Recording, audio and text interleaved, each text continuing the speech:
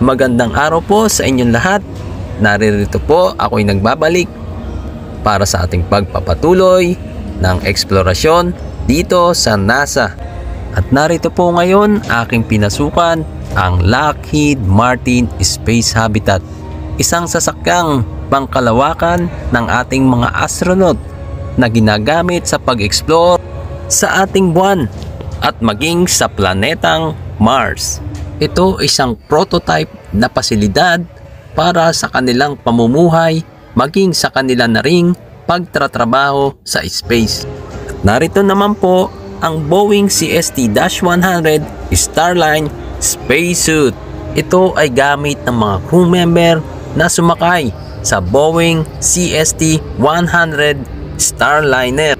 Ang Boeing Starliner ay isang spacecraft na design para sa mga astronaut na crew patungo sa International Space Station at ginagamit din ito para makapag-obserba sa orbit ng ating mundo.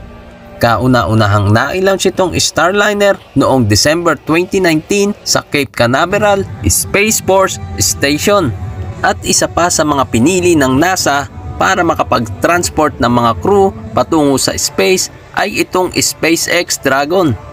Hanggang sa muli, paalam!